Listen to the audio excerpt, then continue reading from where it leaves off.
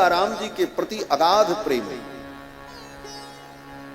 परंतु लीला में भगवान के संकल्प से कैकेयी को यह कलंक लगना था। संत जन कहते यह कलंक भी श्री कैकेयी महारानी ने भगवान के लिए ही स्वीकार किया।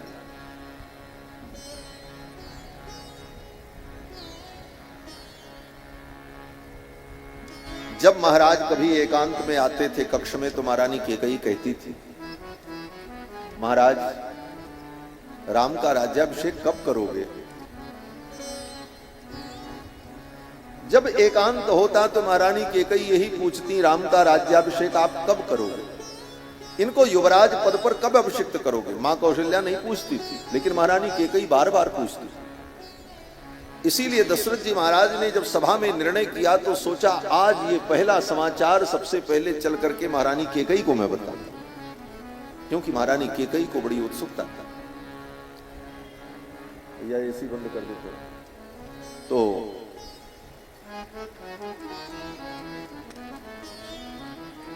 लेकिन महारानी कैकेयी को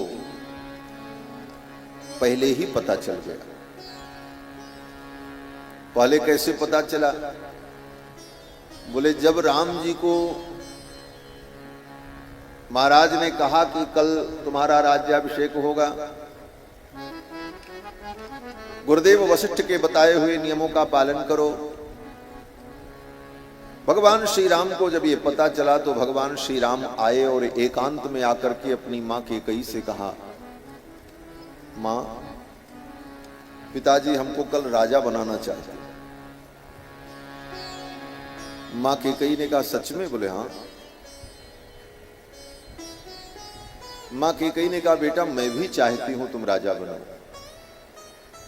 लेकिन मैं ये नहीं चाहती कि जैसे सब राजा बनते चले आए, पिता ने बेटे को गद्दी पर बैठा करके राज्य सौंप दिया, उस तरह तुम भी राजा बन जाओ।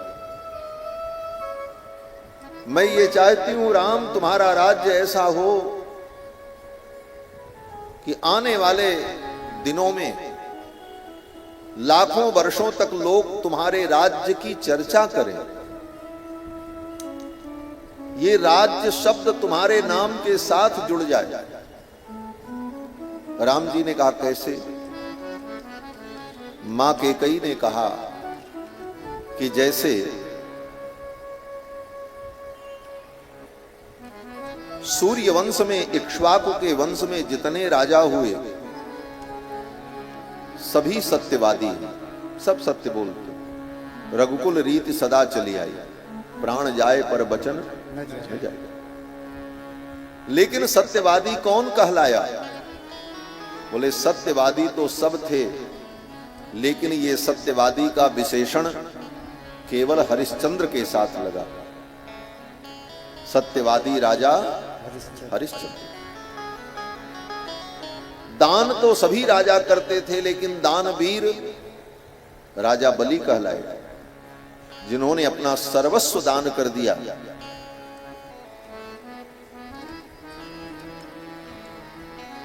मां कैकेयी ने कहा जैसे दान शब्द बलि के साथ जुड़ा, सत्य हरिश्चंद्र के साथ जुड़ा। राम मैं चाहती हूं ये राज्य तुम्हारे नाम किससे जुड़ जाए, तुम्हारा राज्य इतना सुंदर राज्य हो कि लोग कहें राम राज्य, और राम राज्य की लोग परिकल्पना करें।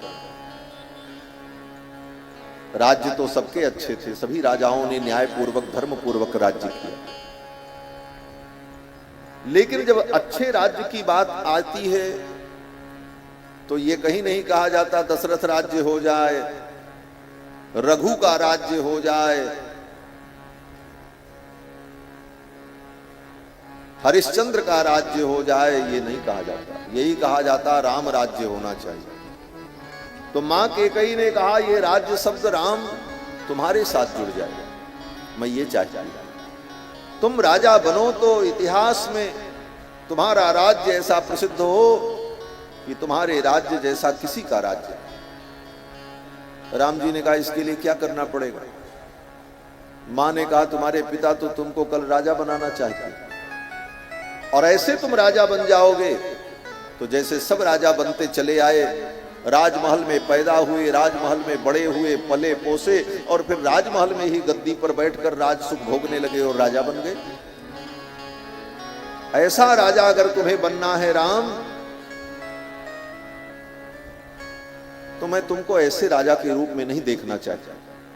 मां कैकेयी ने कहा मैं तुमको ऐसे राजा के रूप में देखना चाहती हूं जो राजा अपने प्रजा के दुख को समझे, अपने प्रजा की परिस्थिति को समझे, और उनके दुख को दूर करके, उनको सुखी करके, उनकी इच्छाओं को पूर्ण करने के बाद तब वो राज सिंहासन पर बैठे, उस राजा के रूप में मैं तुम्हें देखना चाहती। राम, मैं चाहती हूं तुम वन में जाओ, पूरे भारतवर्ष का भ्रमण करो, लोगों के दुख को देखो, लोगों के जीवन में कितना दुख है, उस दुख को तुम पहचानो, सन्निकट से दुख को जानो, और उस दुख को दूर करके उन लोगों को, अपनी प्रजा को सुखी करो। और जब सब सुखी हो जाएं, आनंद प्राप्त करने लगे, तब तुम आकर के सिंहासन पर जब बैठोगे तो तुम्हारा राज्य ऐसा राज्य होगा कि इतिहास में लोग उसे याद करेंगे, राम राज्य। ये तुम्हारे पिताजी और तुम्हारे पिताजी के पिताजी, इन लोगों की यही परंपरा रही। प्रजा के दुख को कभी जाना नहीं, राजा बन गए और जीवन भर राज भोगा, अंत में राज्य छोड़कर जंगल में तप करने गए। मैं चाहती हूं राम तुम पहले जंगल में जाओ, बाद में राजा हो। राम जी ने कहा पिताजी तो कल हमको राजा बनाना चाहते, वो मुझे जंगल नहीं जाने देंगे। मां कैकेयी ने कहा राम अगर तुम तैयार हो तो मैं तुम्हारी सहायता करूंगा, मैं तुम्हें वन में भेजूंगी। मैं चाहती हूं राम तुम बन जाओ, राम तुम बन जाओ।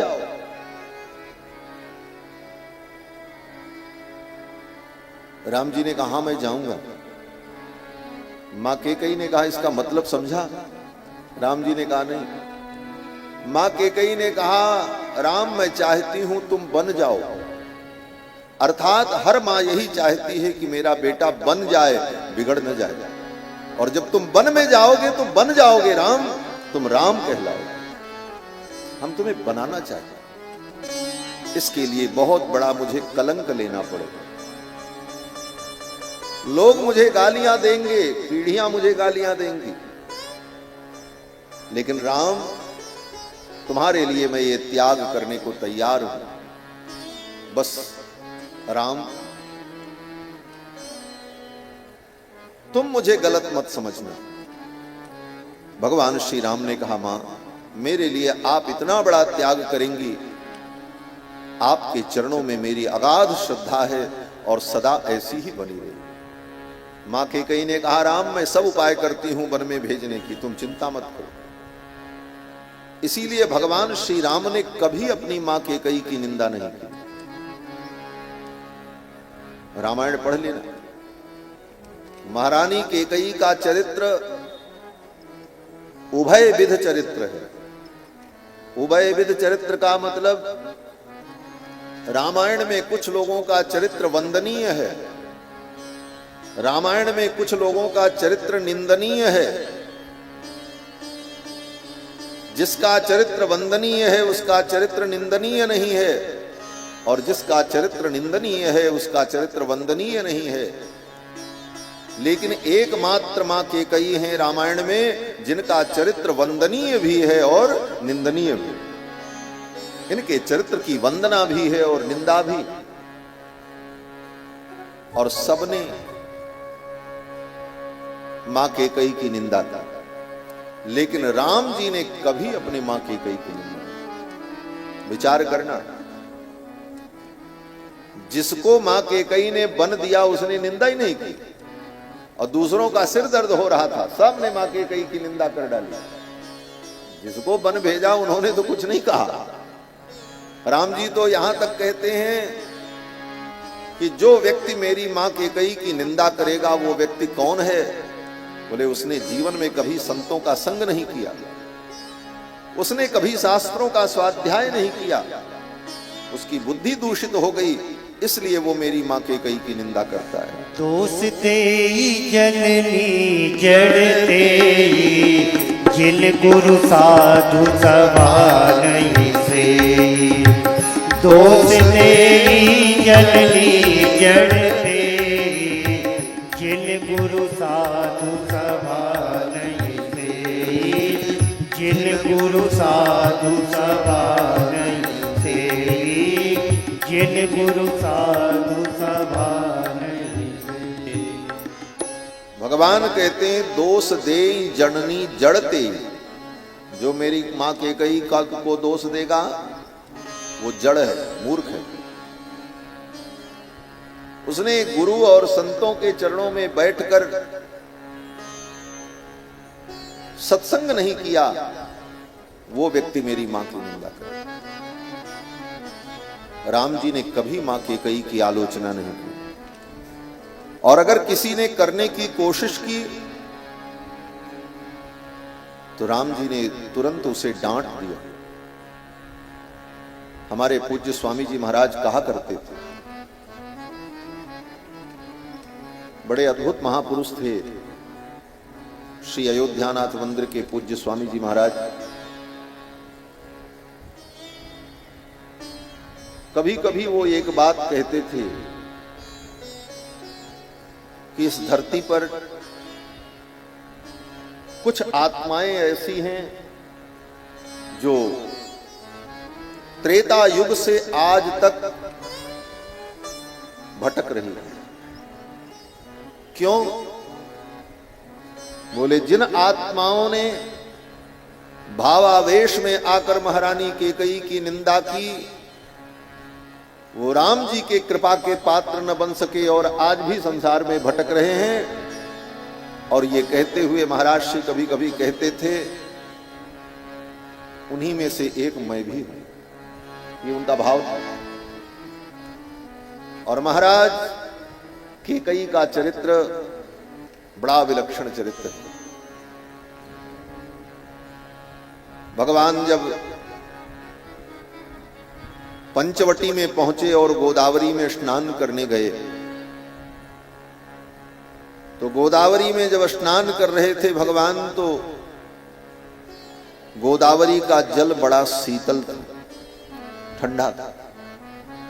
हेमंत ऋतु थी, अगहन का महीना, हेमंत ऋतु। दक्षिण भारत में कम ठंडी पड़ती है। यहां जब कड़ाके की ठंडी पड़ती है तो महाराष्ट्र में चले जाओ, लोग एसी चला करके रहते हैं। हेमंत ऋतु में उत्तर भारत में खूब ठंडी पड़ती है, अगहन का महीना होता है। दक्षिण में उतनी ठंडी नहीं होती, फिर भी प्रातः काल थोड़ी शीतलता होती है।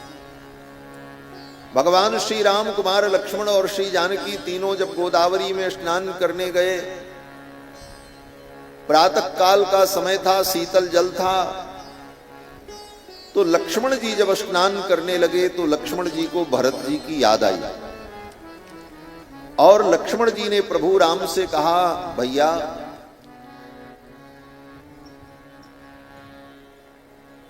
ऐसी ठंडी में कथम तपर रात्रेषु सरयूम अवगाहते।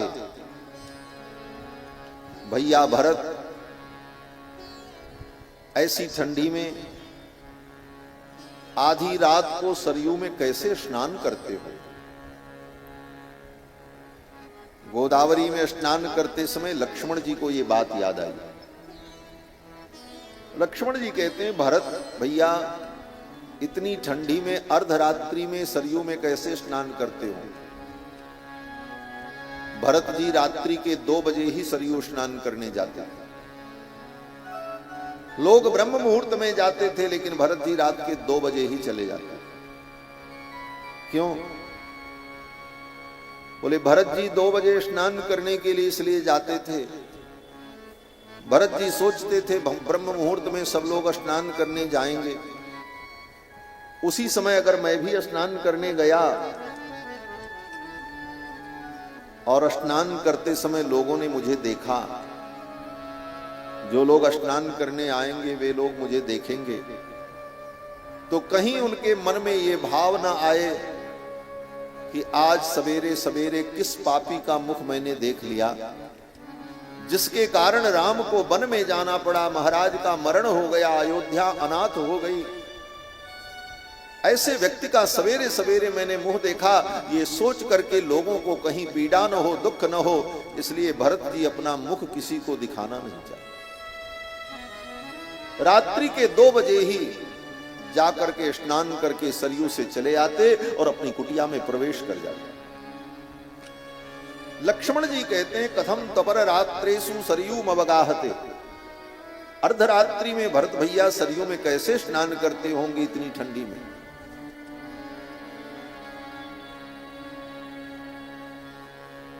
और ये कहते हुए लक्ष्मण जी ने एक बात और कह दी।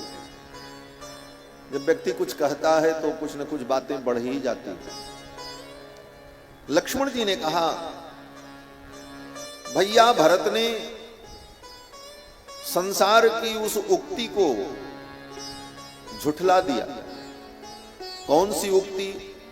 बोले संसार में ये उक्ति है, ये कथन है लोगों का कि पिता के अधिकतम गुण बेटी में आते हैं और मां के अधिकतम गुण बेटा में होते हैं।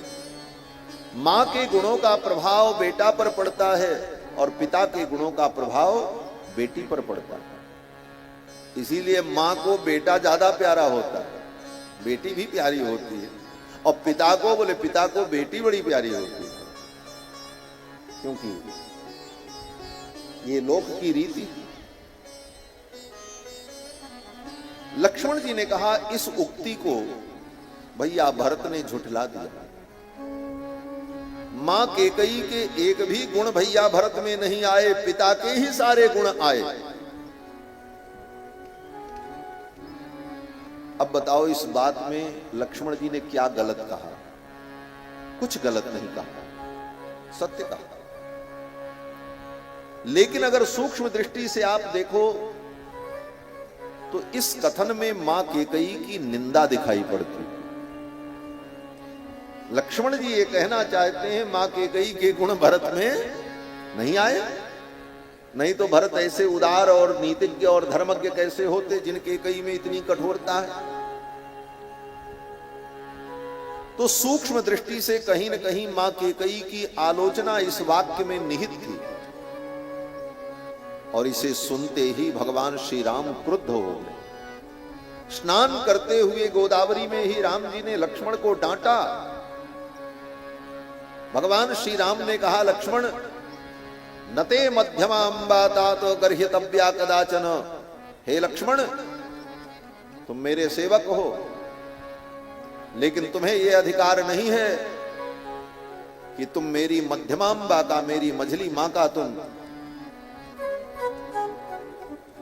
दोष वर्णन करो, उनकी निंदा करो। यह अधिकार तुम्हें नहीं है लक्ष्मण। नते मध्यमांबा तात गर्हितव्या कदाचन। और अगर तुम्हें बोलने का मन है, बिना बोले तुमसे रहा नहीं जाता लक्ष्मण, तो बोलो, लेकिन ये मत बोलो। अगर तुम्हें बोलने का मन है तो मेरे भैया भरत का चरित्र मुझे सुनाओ। भरतस्य कथाम कुरु तमेवं इक्ष्वाकुनाथस्य भरतस्य कथाम कुरु। मेरे इक्ष्वाकु कुल के जो नाथ हैं भरत, उन भरत का चरित्र मुझे सुना। सारी दुनिया राम का चरित्र सुनती है और राम बोले भरत का चरित्र सुना। सारी दुनिया राम जी का नाम जपती है और राम जी किसका नाम जपते हैं? बोले भरत जी का। जग जप राम राम जप जेहि, राम सरिस को भरत, भरत सरिस को राम सनेही, जग जप राम राम जप जी। सारी दुनिया राम जी का नाम जपती है और राम जी भरत जी का नाम लेते हैं। सब राम की कथा सुनते हैं और भरत जी और राम जी बोले राम जी भरत जी की कथा सुनते। राम जी लक्ष्मण से कहते हैं मेरे भैया भरत की कथा सुनो। मेरा भरत जो है वही इक्ष्वाकु का नाथ है। नाथ माने रक्षक। आज इक्ष्वाकु वंश जो बचा है वो भरत के कारण बचा। भरत ने स्वयं दुख सहकर अयोध्या में रहकर मेरी आज्ञा को मानकर माताओं का संरक्षण किया, प्रजा का संरक्षण किया। आज जो कुछ इक्ष्वाकु वंश बचा है वो भरत के कारण बचा। तमेवं इक्ष्वाकुनाथस्य भरतस्य कथाम। तो मां कैकेयी की आलोचना राम जी सुन नहीं सकते, क्योंकि राम जी जानते हैं मेरी मां कैकेयी का हृदय परम निर्मल है। मां कैकेयी ने मेरे यश और कीर्ति के लिए स्वयं कलंक लिया। तो ये सारी बात मैंने इसलिए कही कि जो कुछ ये लीला है सब भगवान के ही संकल्प से। निज इच्छा निर्मित तनु माया गुण गोपाल।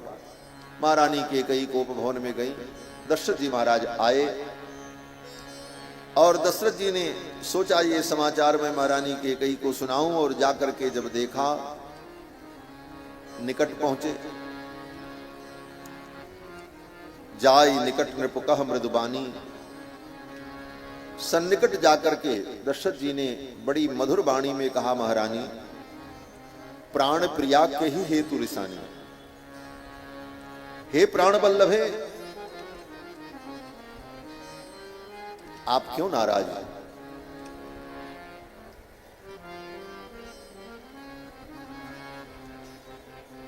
लोग कहते हैं दशरथ जी महाराज कैकेयी में आसक्त थे, और इस आसक्ति के कारण दशरथ जी कहते हैं प्राण प्रिया प्राण बल्लभे। लेकिन ये प्राण प्रिया कहने का तात्पर्य क्या है? बोले दशरथ जी के प्राण तो राम जी हैं। राम प्राणहु के प्राण। राम तो प्राण के भी प्राण हैं, आत्मा की भी आत्मा है। क्योंकि वेदों ने कहा यो अंतरतो आत्मानम यवेत यम आत्मान वेद यस्यात्मा शरीरम। ये संसार की जितनी आत्माएं हैं ये परमात्मा का शरीर है। परमात्मा आत्मा की भी आत्मा है, प्राण का भी प्राण है। तो राम जी कौन है? बोले प्राण है। और दशरथ जी जानते हैं मेरे प्राण जो राम हैं वो राम मां कैकेयी को अत्यंत प्रिय हैं, और मेरा प्राण जिनको अत्यंत प्रिय है वो कौन है? बोले प्राण प्रिया है। इसलिए महारानी कैकेयी के प्रति दशरथ जी का विशेष अनुराग। दशरथ जी ने कहा देवी आप क्यों नाराज हैं? और ये कहते हुए दशरथ जी ने ज्यों कैकेयी जी को छुआ कि हेतु रानी रिसानी परसत पानी पति ही निवार। ज्यों ही छुआ बोले महारानी आप क्यों नाराज हो? महारानी कैकेयी ने दशरथ जी का हाथ झटक दिया और रोष में लंबी लंबी सांस लेने लगी। गोस्वामी जी इस दृश्य का बड़ा सुंदर वर्णन करते हैं छंद में। केहि हेतु रानी रिसानी परसत पानी पति निवारहि। केहि हेतु रानी रिसानी परसत पानी पति निवारहि। मानहु सरोस भुजंग भावे विषम पाति निहारहि। मानहु सरोस भुजंग भावे विषम पाति निहारहि। दो वासना रसना दसन मरम ठार देखहि। दो वासना रसना दसन मरम ठार देखहि। तुलसीन पति भव अव्यतावच काम को तुक लेकहि। तुलसीन पति भव अव्यतावच काम को तुक लेकहि। केहि हेतु रानी रिसानी परसत पानी पति निवारहि। केहि हेतु रानी रिसानी परसत पानी पति निवारहि। दशरथ जी ने पूछा देवी आप क्यों नाराज हो? महारानी कैकेयी ने मुंह उधर घुमा लिया। महाराज दशरथ ने कहा, महारानी किसने आपका अपराध किया? और किसी ने अगर आपका अपराध किया है तो आप बताओ। आपकी प्रसन्नता के लिए मैं सब कुछ करने को तैयार हूं। आपकी प्रसन्नता के लिए आप कहो तो किसी रंक को राजा बना दो। कहू के ही रंक ही करहु नरेशु। और आपकी प्रसन्नता के लिए कहू के ही नृप ही निकासो देशु। अगर आप कहो तो आपकी प्रसन्नता के लिए किसी राजा को उसका राज्य छीन कर उसे देश से निकाल दूं। आप कहो तो किसी दरिद्र को तुरंत राजा बना दूं। आपकी प्रसन्नता के लिए मैं सब कुछ करने को तैयार। महारानी कैकेयी ने मन में सोचा, यही तो मैं चाहती हूं। जो ये कह रहे हैं ये तो मेरे मन की बात कह रहे हैं। क्या चाहती हैं महारानी कैकेयी? कैकेयी मन में सोचती है, मैं तो यही चाहती हूं मेरा बेटा भरत रंक है, उसको राजा बना, और जिसको आप राजा बनाने जा रहे हो उसको देश से निकाल दो। राम को देश से निकाल दो। कहू के ही नृप ही निकासो देश। यही दो चीज महारानी कैकेयी भी चाहती थी।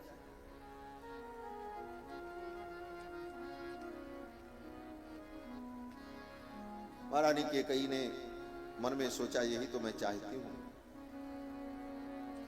दशरथ जी महाराज तो अपनी बात कहते रहे। महाराज दशरथ ने कहा, भामिनी भयो तोर मन भावा, घर घर नगर आनंद बधावा। हे भामिनी, तुम्हारे मन की बात हो गई। तुम चाहती थी राम राजा बने, मैंने घोषणा कर दी, वही तो बताने के लिए मैं आया हूं। घर घर में आनंद बधावे बज रहे हैं। राम ही देहु काली युवराजू, कल ही मैं राम को युवराज पद पर अभिषिक्त कर दूं। ये शुभ समाचार मैं तुम्हें सुनाने आया, लेकिन ये सुनाने पर भी महारानी कैकेयी को प्रसन्नता नहीं। दशरथ जी ने कहा,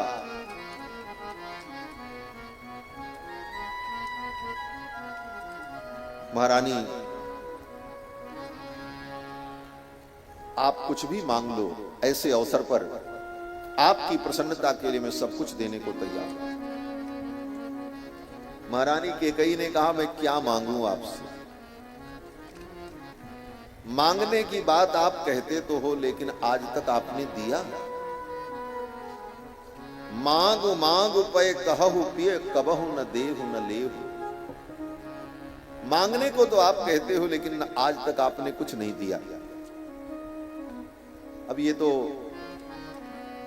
घर गृहस्थ लोग बहुत अच्छे से जानते हैं। पति पत्नी में जब कलह होता है तो पत्नी का ये ताना जीवन भर बना रहता है, क्या किया आपने मेरे लिए।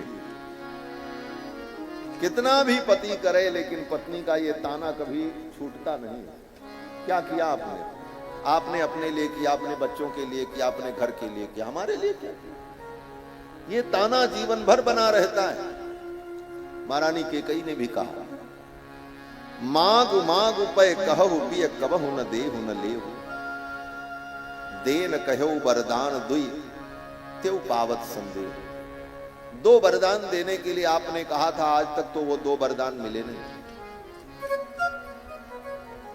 अब नया मैं क्या मांगा?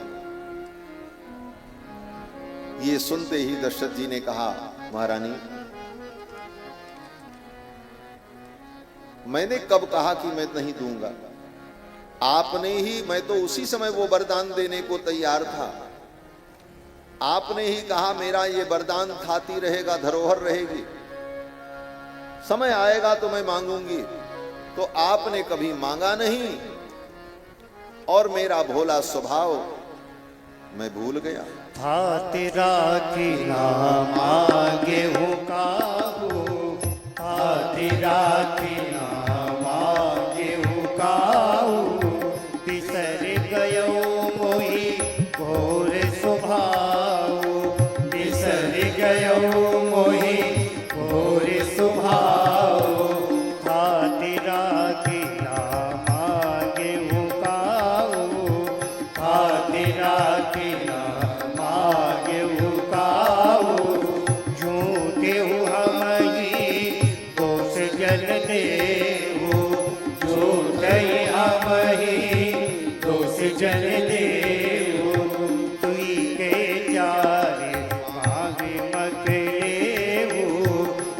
के चार मांगे मकले। दशरथ जी ने कहा, महारानी हमें दोष मत दो, झूठ है वो हमें ही दोष जन देव। रही बात 2 वरदान की, तो 2 के बदले में 4 मांग लो आप, हम देने को तैयार हैं। दशरथ जी महाराज ने भावावेश में, अति विश्वास में कहा कि 2 के बदले 4 मांग लो। ये तो भगवान की कृपा कहो कि महारानी केकई ने 2 ही वरदान मांगे, नहीं तो महारानी केकई कहती अभी अभी आपने कहा था 4 वरदान देने के लिए, मामला और गंभीर हो जाता, कुछ और भी मांग सकती, क्योंकि दशरथ जी ने तो कह ही दिया, 2 कहे 4 मांग मकुले हो। और महारानी उस 2 को और जोड़ करके 4 कर लेती और तब 4 वरदान मांगती। कल्पना करो, 2 वरदान में तो क्या से क्या हो गया, 2 वरदान और मांगती महारानी केकई तो क्या मांगती, और फिर उसका परिणाम क्या। इसलिए शास्त्र कहता है कि कभी भी भावावेश में, अति उत्साह में कोई निर्णय नहीं लेना चाहिए। विचार करके, चिंतन करके, मंथन करके तब कोई निर्णय लिया जाता है। अति उत्साह में और भावावेश में कोई निर्णय होता है तो वह निर्णय गलत भी हो जाता है और उसका परिणाम भयानक है।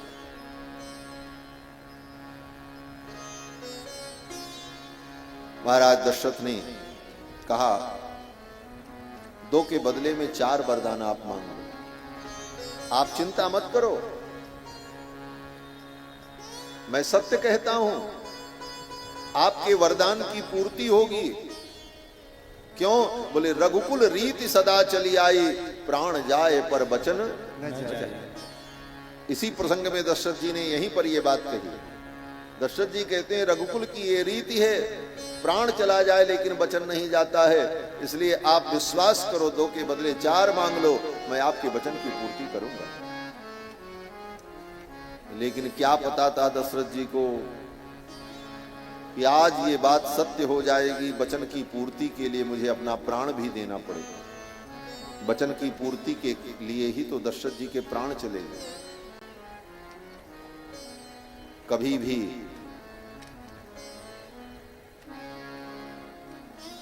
स्त्री के हृदय के भाव को जानने के लिए प्रच्छन्न वृत्ति का आश्रय लेना चाहिए, शास्त्र कहते हैं। माताएं नाराज मत होना कि महाराज यही सब सिखा रहे हैं, लेकिन शास्त्र शास्त्र है। शास्त्र कहता है प्रच्छन्ना सस्यते वृत्ति ही स्त्रीणाम भाव परीक्षणे। स्त्री के हृदय के भाव को जानने के लिए प्रच्छन्न वृत्ति का आश्रय लेना चाहिए। प्रच्छन्न वृत्ति का मतलब सब कुछ सच सच अपने मन की बात नहीं बतानी चाहिए। और जब पता चल जाए कि हां भाव शुद्ध है, तब फिर बताने में कोई आपत्ति भी नहीं, लेकिन पहले परीक्षण तो करना ही चाहिए। दशरथ जी महाराज ने कहा 2 के बदले में 4 मांग लो। महारानी केकई ने कहा मैं मांगूंगी लेकिन ऐसे नहीं। दशरथ जी ने जब कह दिया कि रघुकुल रीत सदा चली आई, प्राण जाए पर वचन न जाए, रघुकुल के व्यक्ति प्राण दे देते हैं लेकिन अपना वचन नहीं छोड़ते, इतनी बात पर महारानी केकई को दृढ़ विश्वास होना चाहिए। लेकिन विश्वास न हुआ और महारानी केकई ने कहा मैं ऐसे नहीं मांगूंगी, आप अपने प्रिय पुत्र राम की शपथ खाओ तब मैं मांगूंगा।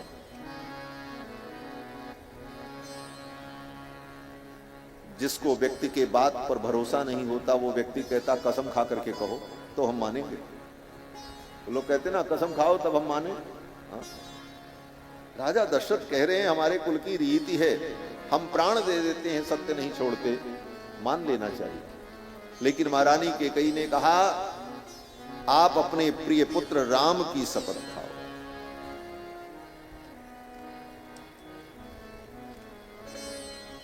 इसी पर दशरथ जी को सावधान हो जाना चाहिए।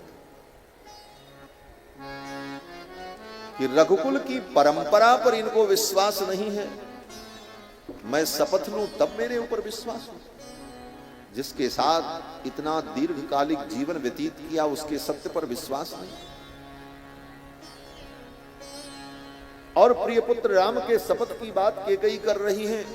दशरथ जी को इसी पर सावधान हो जाना चाहिए था और कह देना चाहिए था, मैं अपने राम की शपथ नहीं लूंगा। आप मांगो, क्या मांगना है, इसमें शपथ की क्या आवश्यकता है। लेकिन भाव में और अति विश्वास में दशरथ जी समझ नहीं पाए और दशरथ जी ने शपथ ले ली। दशरथ जी ने कहा कि शपेते वचन क्रियाम, हे कैकेयी, मैं अपने पुत्र राम की शपथ ले रहा हूं, आप जो कहोगी वो मैं करूं। अपने प्रिय पुत्र राम की शपथ ले रहा हूं। जब शपथ ले लिया तब महारानी कैकेयी ने कहा, अब मैं कहने जा रही हूं। यहां तो मानस रामायण में थोड़ा गोस्वामी जी महाराज ने कुछ विषय वस्तु का संक्षेप भी किया है और कुछ जगहों पर मानस जी में गोस्वामी जी ने विषय विस्तार भी किया है। इस विषय में महर्षि वाल्मीकि ने जो वर्णन किया है कि महारानी कैकेयी ने कहा कि मैं अपने मन की बात कहने जा रही हूं, आप ये मत कहना कि यहां कोई तीसरा व्यक्ति गवाह नहीं था, हमारे आपके बीच की बात है। 33 कोटि देवताओं को मैं साक्षी बना रही हूं, सूर्य चंद्रमा को, नक्षत्र गणों को साक्षी बना रही हूं, 10 दिशाओं को साक्षी बना करके मैं कहने जा रही हूं। और मैं जो कहने जा रही हूं ये देवता भी श्रवण करेंगे, देवता भी सुनेंगे। दशरथ जी महाराज को इतने में सावधान हो जाना चाहिए था। इतना बड़ा वाग्जाल की रचना कर करके कैकेयी कुछ कहने जा रही हैं, कहीं इसमें कोई षड्यंत्र तो नहीं है। लेकिन तब तक दशरथ जी महाराज नहीं समझ पाए और महारानी कैकेयी ने कहा, सुनहु प्राण प्रिय भावत जी का देहु एक बर भरतहि टीका। एक वरदान तो मुझे ये चाहिए कि जिन वस्तुओं से, जिन सामग्रियों से कल आप अपने ज्येष्ठ पुत्र राम का युवराज पद पर अभिषेक करने जा रहे हैं, उन्हीं वस्तुओं से मेरे पुत्र भरत का राज्याभिषेक, वो सामग्री मेरे भरत के लिए प्रयुक्त हो, तब मेरे मन को संतोष होगा। और दूसरा वरदान, बोले दूसरे वरदान में महारानी कैकेयी ने कहा, राम 14 वर्ष के लिए वन में जाएं और तपस्वी वेश धारण करें।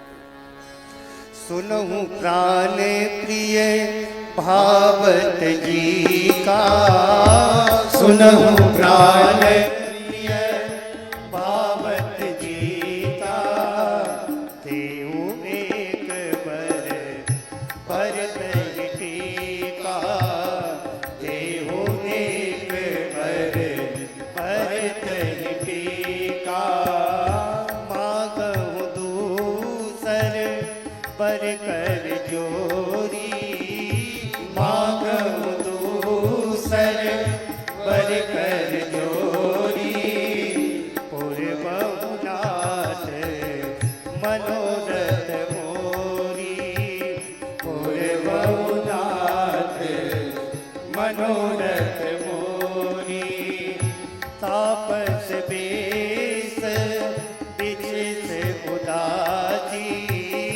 तापस बेस विशेष उदासी, 14 बरिस राम बनवासी, 14 बरिस राम बनवासी, 14 बरिस राम बनवासी। दूसरा वरदान ये कि राम 14 वर्ष के लिए बन जाएं। इन दोनों बातों को सुनकर दशरथ जी महाराज तो सोच में पड़ गए, मेरे सत्य का क्या होगा। केकई के इन वचनों को पूर्ण करने के लिए मुझे प्रजा को जो दिया गया वचन है उस वचन का क्या होगा। सभा में मैंने घोषणा की है कल राम का राज्याभिषेक करूंगा, मेरे उस वचन का क्या होगा। राम को मैंने वचन दिया है कल तुमको युवराज पद पर अभिषिक्त करूंगा, उस वचन का क्या होगा। ये सब सोचकर दशरथ जी महाराज अत्यंत व्याकुल हो गए और दशरथ जी ने कहा, महारानी अपने वचन को वापस ले लो। राज्य में भरत को दे दूंगा लेकिन मेरे राम को अयोध्या में रहने दो। दशरथ जी महाराज ने बहुत अनुनय विनय किया, बहुत समझाया।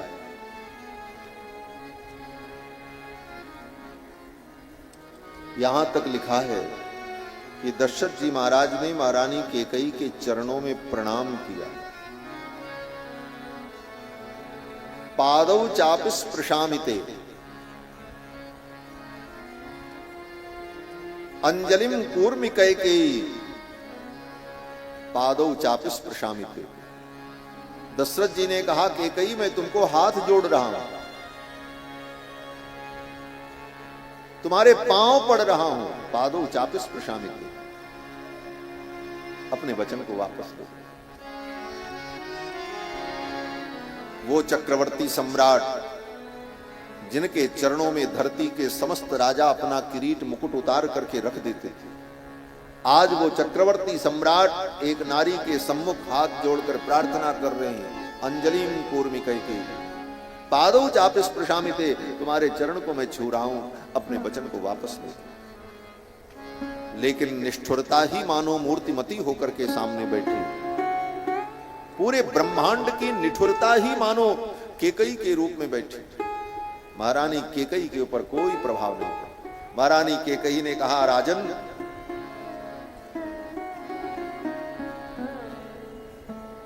ये सब नाटक आप मत करो। दशरथ जी ने कहा, महारानी मेरे राम ने क्या अपराध किया है, मैं क्यों उन्हें जंगल में भेज दूं। जंगल में उसे भेजा जाता है, देश से उसे निकाला जाता है जो कोई अपराध करता है। राम ने कोई अपराध नहीं किया। और तुम तो जानती हो राम ने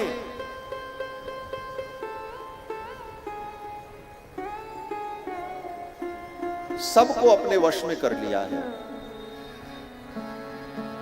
अपने गुरुजनों को, ब्राह्मणों को, अपनी प्रजा को, सबको राम ने, अपने शत्रुओं को, सबको अपने वश में कर लिया है राम ने। किस प्रकार से? दशरथ जी कहते हैं, द्विजान दानेन राघवः, मेरे राम ने ब्राह्मणों को भी अपने अनुकूल कर लिया है, उनके मन को जीत लिया है। ब्राह्मण के मन को जीतने का उपाय क्या है? ब्राह्मणों को डांट करके, फटकार करके, अपनी शक्ति और बल दिखा करके राम ने अपने वश में किया? कहते नहीं, द्विजान दानेन राघवः, राम ने ब्राह्मणों को इतना दान किया, इतना संतुष्ट किया, इतनी उनकी सेवा की कि संपूर्ण ब्राह्मण राम जी के अनुकूल रहते थे। सब ब्राह्मण उनको आशीर्वाद देते थे, मेरे राम का मंगल हो। ब्राह्मण को वश में करने का यही उपाय है। गुरून् शुश्रूषया राम, अपने गुरु तक को अपने वश में कर लिया। गुरु को भी वश में किया जाता है, लेकिन बुद्धि से, तंत्र से, मंत्र से, जुगाड़ से, जुक्ति से नहीं, अपितु गुरु के चरणों की भक्ति से। गुरु के चरणों में भक्ति हो, गुरु के प्रति सेवा का भाव हो, तुम्हारे सेवा से गुरु इतने अभिभूत हो जाएं कि वो तुम्हारे अनुकूल हो जाए, सब कुछ तुम्हारे ऊपर छोड़ दें, तुम जो चाहो वो करो। ये गुरु को जीतने का उपाय है। राम ने अपनी सेवा के द्वारा अपने आचार्यों को, गुरुजनों को भी जीत लिया है।